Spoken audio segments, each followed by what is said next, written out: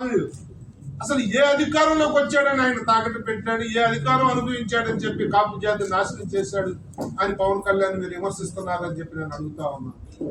అధికారంలోకి వచ్చి అధికారంలో భాగస్వామి అయ్యి ఆయన ఏదైనా చేయకపోతే అనాలి, కానీ ఆయన అధికారంలోకి రాకూడదన్న ఒక ఎజెండాతో మీరు విషం కక్కడం అనేది జాతి మిమ్మల్ని క్షమిస్తుందా అని చెప్పి నేను అడుగుతా ఉన్నాను.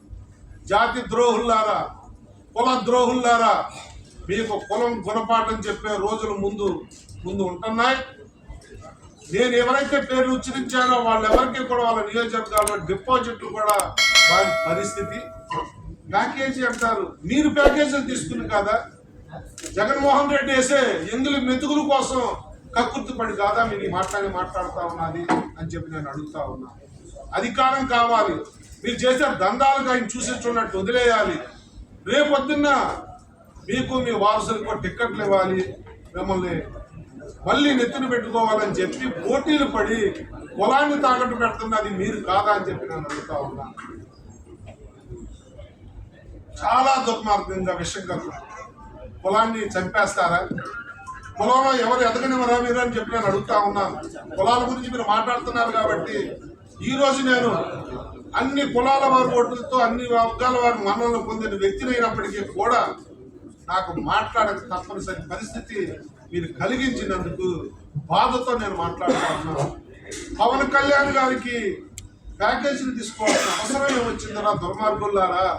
ఆయన సంవత్సరానికి 2 సినిమాలు చేసుకుంటే ఆయన సంపాదించుకునేది ఎంతటితో 2 సినిమాలు 4 ఏళ్ళు చేసుకుంటే ఆయనకు వచ్చేది ఎంతో మీకు తెలియదు కాదు. విషం కక్కటం కోసం, మీరు పైకి రావటం కోసం జాతిని తాకట్టు పెట్టి జాతిని పురుట్లోనే చంపేస్తున్న మీ అందరినీ కూడా ప్రజలు శిక్షించడానికి సిద్ధంగా ఉన్నారన్న విషయాన్ని ఒకసారి నేను గుర్తు చేస్తా ఉన్నాను. అలాగే హరిరామ జోగయ్య గారి తనయుడు సూర్యప్రకాష్ ఆయన కూడా మొన్న ఏ ప్యాకేజీకి మరి బయటికి వెళ్ళాడో నాకు తెలియదు, కానీ పెద్దలు జోగయ్య గారిని కూడా నేను మీడియా ద్వారా ఒకటే అడుగుతా ఉన్నాను.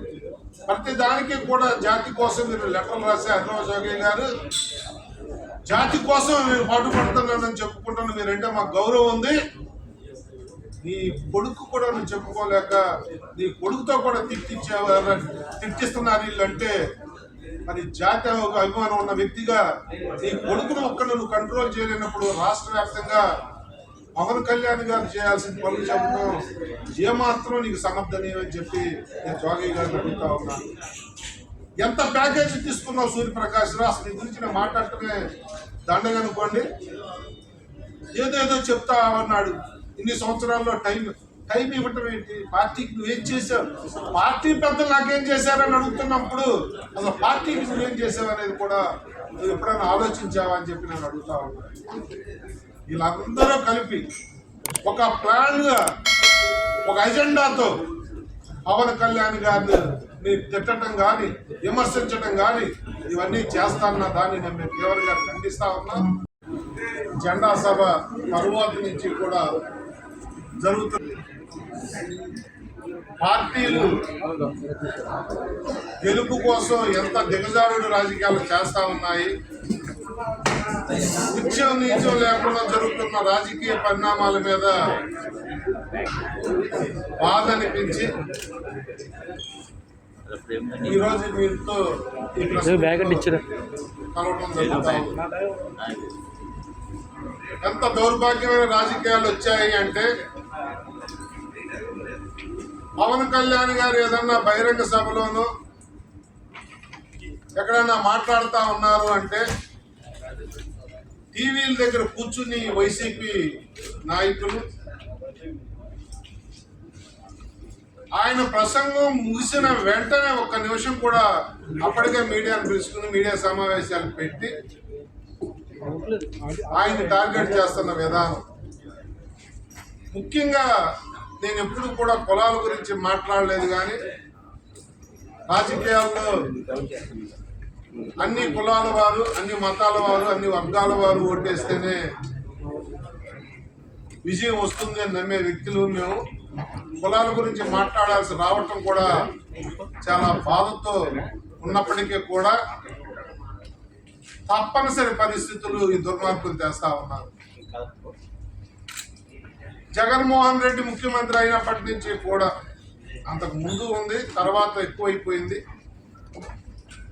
ఏ కులం వారు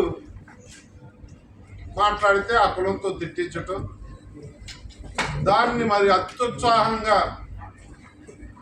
కాపులైతే అంబటి రాంబాబు అవ్వచ్చు, పేది నాని అవ్వచ్చు, గుడివాడ అమర అవ్వచ్చు, ఇంకా కొంతమంది వెంటనే పవన్ కళ్యాణ్ గారి మీటింగ్ అవగానే వీళ్ళేదో జాతిని ఉద్ధరించే వ్యక్తుల్లాగా కాపు జాతి మీద ఏదో టన్నులు వీళ్ళకి ప్రేమ ఉన్నట్టు, కాపులకు అన్యాయం జరిగిపోయింది, తక్కువ సీట్లు ఒప్పుకున్నారు, కాపులు తీసుకెళ్లి చంద్రబాబు నాయుడు గారికి తాకట్టు పెట్టేశాడని చెప్పి అవాకులు చవాకులు కాలటం.